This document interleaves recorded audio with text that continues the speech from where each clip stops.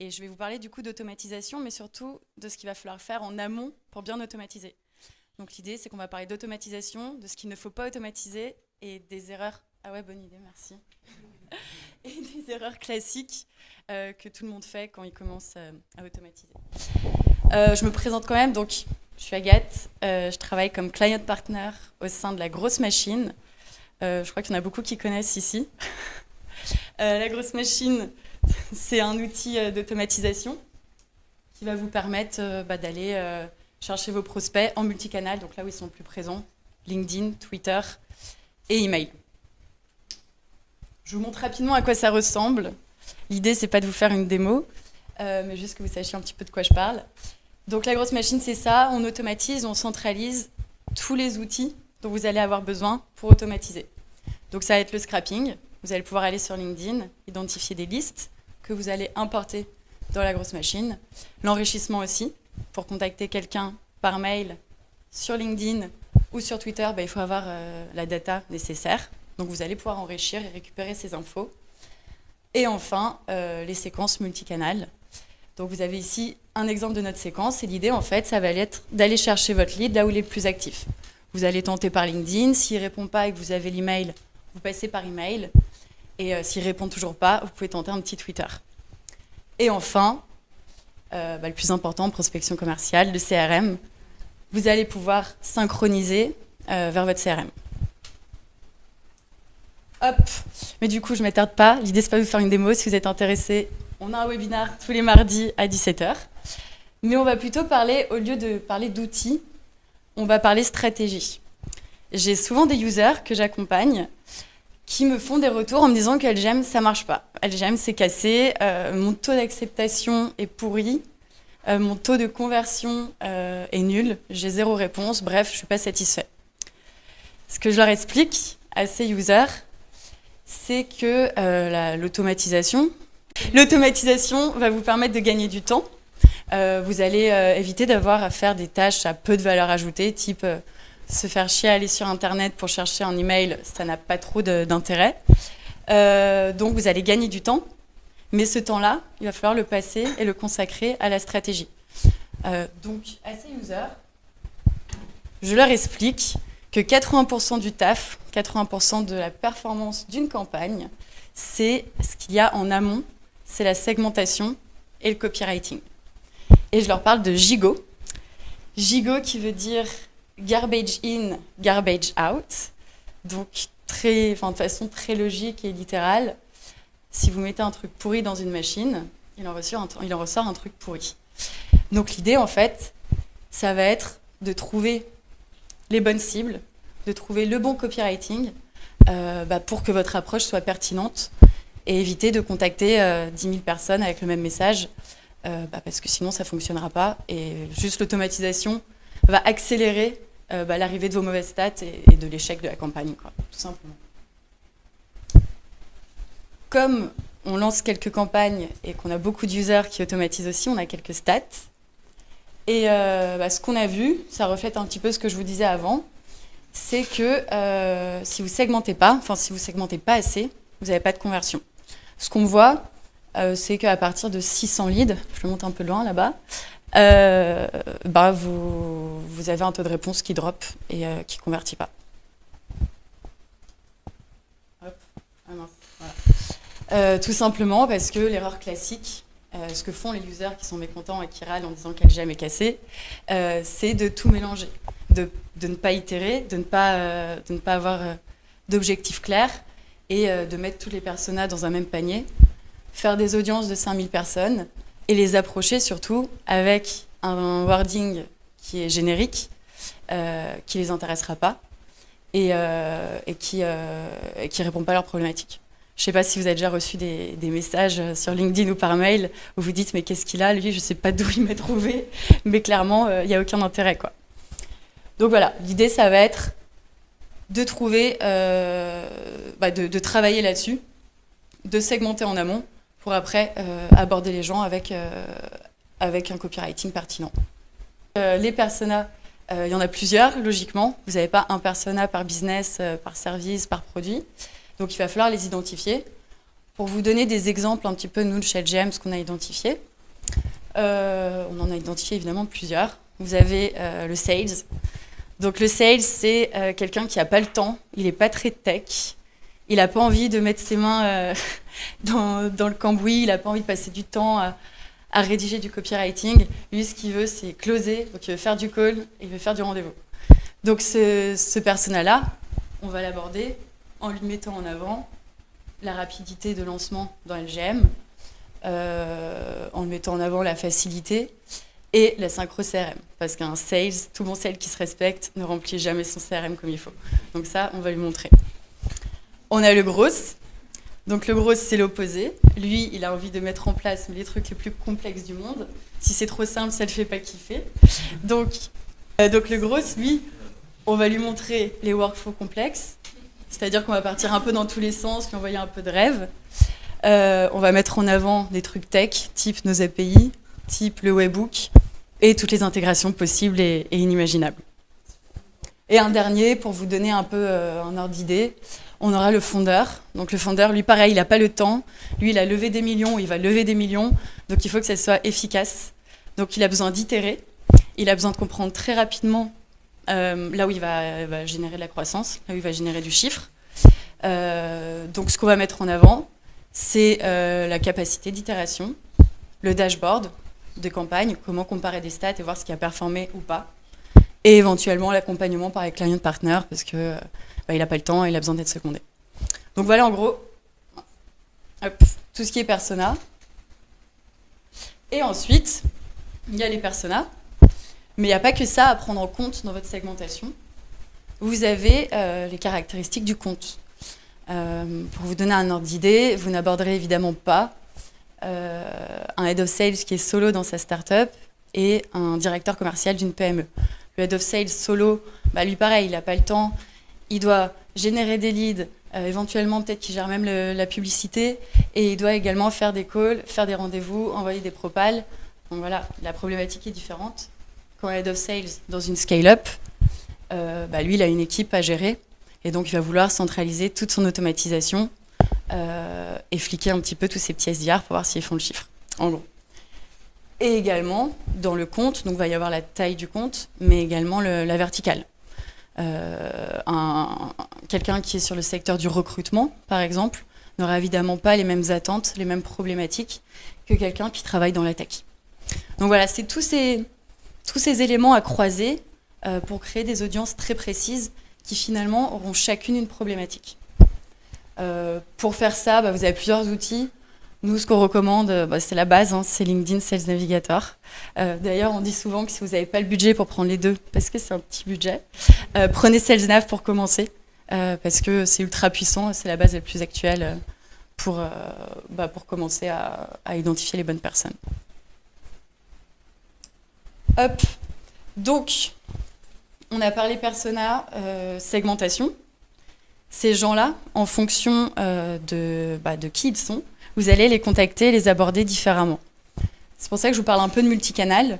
L'idée, en fait, ça va être de faire preuve d'assez de bon sens et d'adapter votre prise de contact et votre séquence à la personne en face.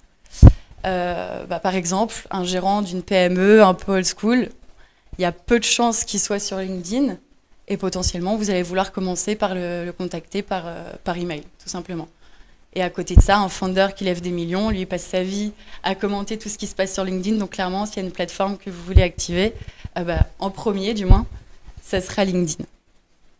Et il faut savoir en plus, ça a du sens, mais il faut le répéter, que contrairement à une séquence monocanal type email, le fait d'activer plusieurs canaux, donc par exemple LinkedIn, email, voire Twitter, ça vous donne 3 fois plus de chances pour activer votre lead. On parle parce que dans la grosse, tout le monde veut automatiser et tout le monde pense que c'est comme ça qu'on génère des démos, mais il faut rajouter une petite touche d'humain et il faut rajouter du téléphone.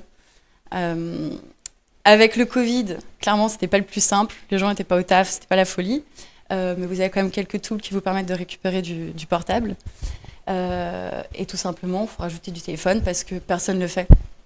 Tout le monde pense qu'une séquence email va suffire pour obtenir une démo et pour convertir. Donc souvent, l'erreur qui est commise, c'est d'envoyer des gros pavés d'email où on vous fait tout un pitch de fonctionnalité. Je fais ça, je fais ça, je fais ça. Et est-ce que tu veux travailler avec moi? Est-ce que tu veux m'acheter? En fait, la personne en face, elle a potentiellement déjà un outil. Elle est peut-être pas intéressée. Elle a peut-être des objections. Et tout ça, ça se voit qu'en call. Donc l'idée, ça va être d'utiliser le multicanal, l'automatisation en multicanal, plutôt pour susciter la curiosité de votre lead.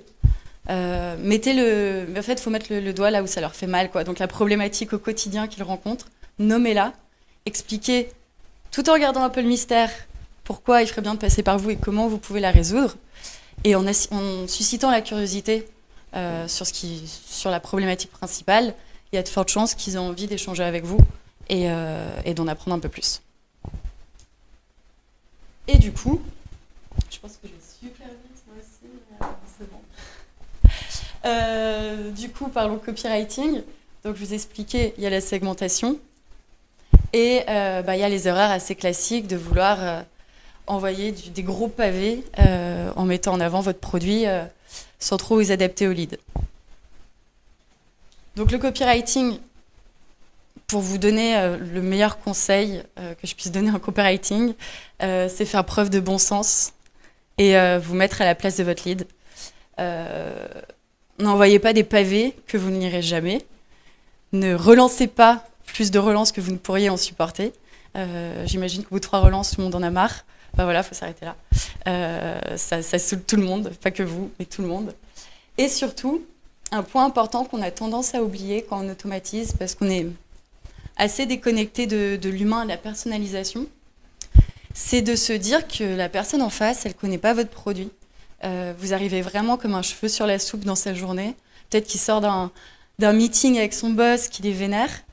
Et il faut réussir à attirer son attention en étant très concret, en vulgarisant, sans déblatérer sur des fonctionnalités alors qu'il n'a rien demandé et qu'il s'en fout, quoi.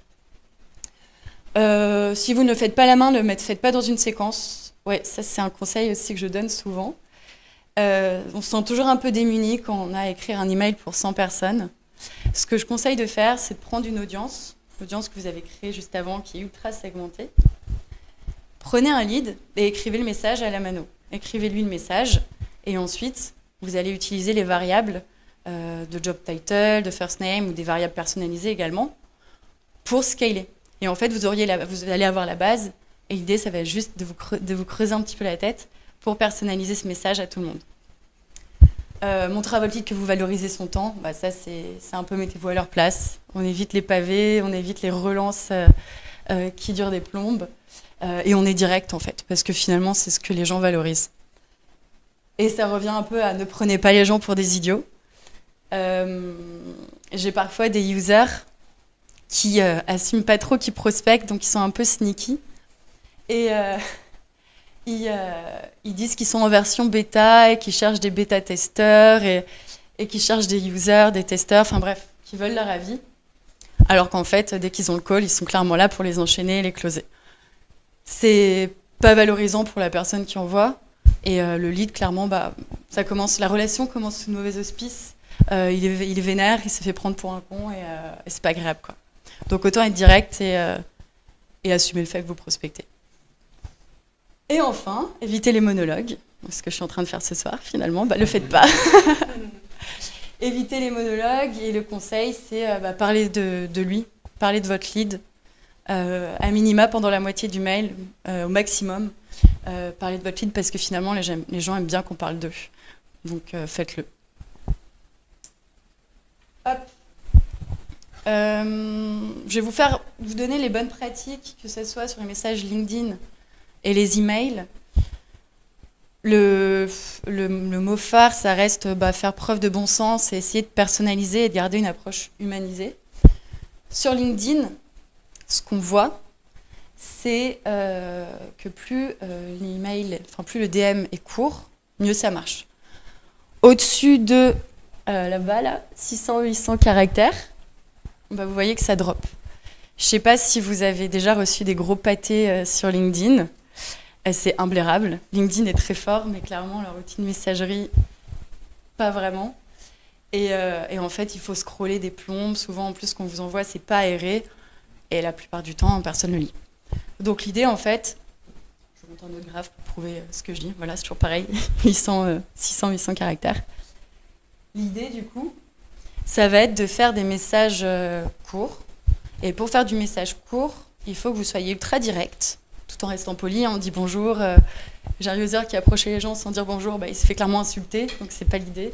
Restez poli, mais évitez ce qu'on a tendance à faire quand on envoie des mails, qui est de tourner un peu autour du pot. Soyez direct dans votre approche, évitez les formulations excessives, les signatures et les formulations de politesse. En fait, ce que vous voulez finir par votre CTA, tout le monde sait ce que c'est un CTA? Bon. Ouais. Un call to action, qui en fait va permettre de générer une action de la part de votre lead, tout simplement. Et vu que LinkedIn, c'est très conversationnel, je vous conseille de finir soit par une proposition de call, soit d'ailleurs pour commencer, plutôt par une question ouverte. C'est un chat, vous pouvez très facilement échanger. Donc, le mec ne vous connaît pas encore, vous venez juste de lui pitcher un petit peu ce que vous faites, posez-lui une question pour voir s'il répond et pour commencer l'échange. Et les emails, ça c'est un petit exemple d'email qu'on a eu chez LGM, donc ne faites jamais ça. Les emails, c'est pareil, toujours pareil, on évite les pavés, on évite... Qu'est-ce qu'il y a ? Ah, j'ai cru que c'était quelqu'un d'entre vous qui l'avait écrit, je me disais merde. Non, mais on a aidé le user et tout va bien maintenant, hein, mais... ouais, voilà, exactement. L'objet, il fait ultra spammy, il fait très newsletter, il fait très... il fait pas quali, quoi. Il fait pas quali et surtout, il intrigue pas du tout. Tout est dit dans l'objet et en même temps, rien n'est dit. Donc la personne, il y a de fortes chances qu'elle se dise wow, c'est quoi ce truc? Presque c'est du phishing, je vais supprimer, quoi. Ensuite, vous le voyez, c'est pas très aéré. Si vous lisez un petit peu le contenu, vous verrez que on parle beaucoup de la boîte en question, mais pas du lead. Et surtout, il y a des trucs qui vont pas. Type, alors je suis un peu dure, je déteste les emojis, donc là il y a 2 emojis, pour moi c'est 2 emojis de trop, mais conseil, ne mettez pas trop d'emojis dans vos mails. Je sais que c'est un peu la mode, exactement, ça brise un peu la glace, on est sympa, on est friendly, mais en fait ça a l'air de tout, sauf d'être écrit par un humain du coup. Enfin si vous écrivez un email, vous ne vous amusez pas à mettre des emojis à la fin de chacune de vos phrases, quoi.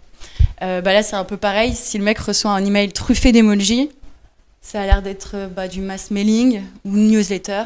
Et du coup, vous perdez tout le côté de l'approche quali, one-to-one et humanisée que vous avez voulu mettre en place. Dans le genre de conseils que je peux vous donner, je ne sais pas si vous avez déjà reçu en dernier email les gens qui demandent « Bon, vous ne m'avez pas répondu. Est-ce que c'est parce que réponse A, vous êtes trop occupé, réponse B, vous n'êtes pas intéressé, réponse C, c'est pas vous qui gérez ». Je ne sais pas si vous l'avez reçu. Bon, tant mieux. Peut-être que la mode est passée. Mais ça aussi, pareil. En fait, il y a un moment où tout le monde le faisait. Et du coup, tout le monde le sait. Maintenant, c'est automatisé. Et vous passez pour un mec qui n'a pas pris le temps d'écrire à son lead. On ne va pas se voiler la face. Tout le monde sait que c'est automatisé. Mais l'idée, c'est d'essayer quand même de faire croire que ça ne l'est pas, quoi, au maximum. Donc, un exemple de ce qui marche. Bon, c'est en anglais, ça passe toujours mieux en anglais, c'est injuste, mais c'est comme ça. Mais en gros, c'est ce genre d'email. Ultra court. C'est une phrase par paragraphe. Avec, pour commencer, une façon de briser la glace, de justifier un peu la prise de contact, histoire de montrer que voilà, vous contactez pas la personne dans le vent, mais qui a un vrai intérêt et que c'est légitime. Deuxième phrase, c'est la fameuse pain, le pain point, que vous avez identifié et qui ne sera pas le même en fonction des audiences. Donc ici, c'est un VP of Sales.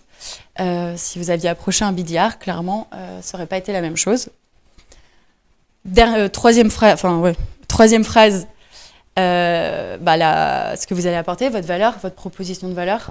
Ce qu'on dit, c'est un pain point, une proposition de valeur.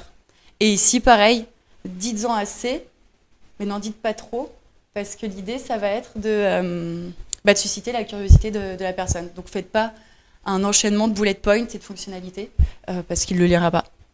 Et enfin, la dernière phrase, c'est un petit CTA quand même, histoire de générer un échange. Vous pouvez poser une question ouverte, pour commencer, ça marche bien. Ou vous pouvez proposer un call, mais évitez la classique est-ce que vous êtes dispo mardi prochain à 19h pour 15 minutes? Parce que bon, déjà, tout le monde sait que c'est automatisé. Et en plus, la personne, elle se sent un peu dos au mur. Elle ne vous connaît pas, vous lui demandez à 19h de prendre un call, enfin, ça va pas du tout. Donc l'idée, ça va plutôt être de proposer un échange, mais de pouvoir donner la possibilité à la personne de refuser. Parce qu'au pire, vous êtes poli, elle va être polie en retour, elle vous dit non, vous avez atteint votre objectif, vous avez une conversion, et du coup, vous allez pouvoir continuer à creuser un petit peu et comprendre en fait pourquoi elle vous a dit non, plutôt que de la braquer directement. Un petit peu de la grosse machine quand même. Donc, on a parlé approche, copywriting. Il y a un autre élément important dans le copywriting, c'est de l'adapter à votre séquence. J'ai parfois des users qui vont écrire un DM sur LinkedIn. Si la personne ne répond pas et qui passe, alors j'aimerais bien le montrer, par email, donc là-bas, le truc orange, ils vont copier le même message, ils vont envoyer le même message par email. C'est un peu dommage, parce que peut-être que la personne a vu sur LinkedIn, et du coup il va se dire ok, mais le mec il me bombarde, mais j'ai pas répondu, ça m'intéresse pas. Et surtout ça a l'air très automatisé. Toujours pareil, on veut automatiser, mais on veut flouter le fait qu'on automatise. Donc le conseil, c'est quand on switch de canal, quand on fait du multicanal, ça va être d'assumer le fait que vous avez contacté la personne en amont. Donc par exemple ici, sur cet email, ce que vous allez dire, c'est salut machin, je t'ai contacté par email, connaissant la messagerie LinkedIn qui est un peu imblairable, mon DM a dû passer inaperçu, c'est pourquoi je me permets de te recontacter là.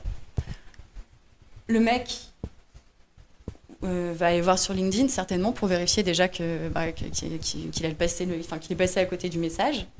Il ira peut-être sur votre profil. Si votre profil est bien optimisé, il ira sur le profil de votre boîte. Et au final, il va en apprendre beaucoup sur vous et potentiellement, il va vous répondre. Parce qu'il se sentira déjà assez flatté que vous ayez fait la démarche d'aller le traquer un peu partout, tout en étant soft et pas pushy. Et il se dira que vous êtes motivé et qu'il y a peut-être un intérêt à travailler ensemble. Hop, donc,